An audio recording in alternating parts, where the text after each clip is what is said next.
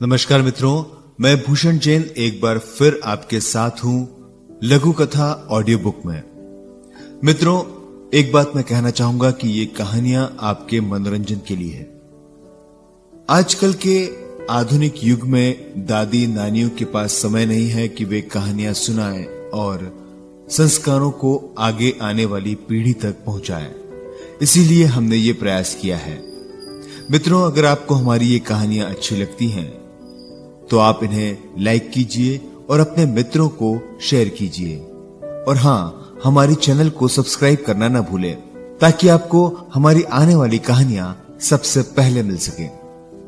तो चलिए मित्रों, शुरू करते हैं। आज की कहानी है बोझ, जिसे लिखा है शिव मोहन यादव ने।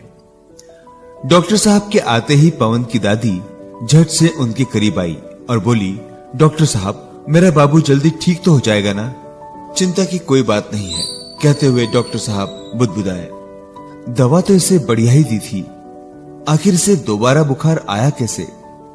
आपने कुछ कहा डॉक्टर साहब? दादी ने पूछा। नहीं, आप ये बताइए कि 4 दिन पहले जब ये बिल्कुल ठीक होकर यहां से गया था, उसके बाद उसे बुखार तो नहीं आया था? नहीं, बिल्कुल नहीं, बिल्कुल ठीक हो गया था।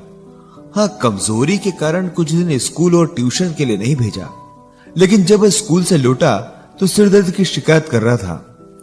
ट्यूशन से लौटने के बाद शरीर आग की तरह तप रहा था और तभी हम इसे लेकर आपके पास आ गए।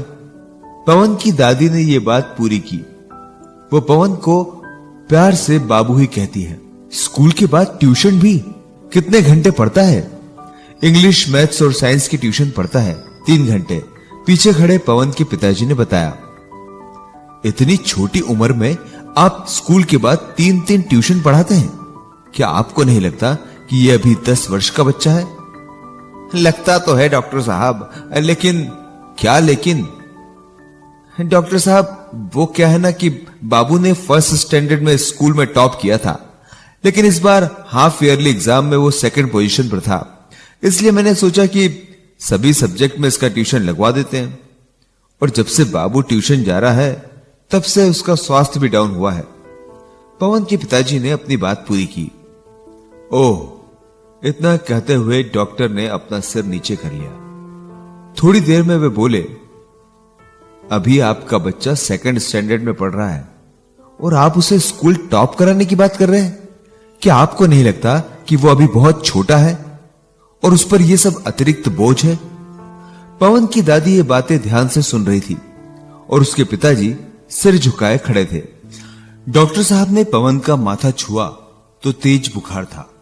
वे बोले, आप छू कर देखिए, क्या हाल है इसका? और ये किसी अन्य कारण से बुखार नहीं है, बल्कि मानसिक बोझ के कारण हुआ है। इतना कहकर डॉक्टर वहीं पड़ी एक बेंच पर बैठ गए। उन्होंने लंबी सांस ली, थोड़ी देर सिर झुकाए बैठे रहे और फिर पवन के पिता का हाथ पकड़कर उन्हें भी वहीं बैठा लिया। धीरे से बोले, देखिए भाई साहब, आजकल सभी लोग अपने बच्चों को पढ़ा लिखा कर बड़ा आदमी बनाना चाहते हैं। हर माँ बाप की इच्छाएं रहती है कि उनके बच्चे खूब पढ़े लिखे और आगे बढ़ें। ऐसा लगता है जैसे सब के सब बच्चे आइंस्टीन बना दिए जाएंगे।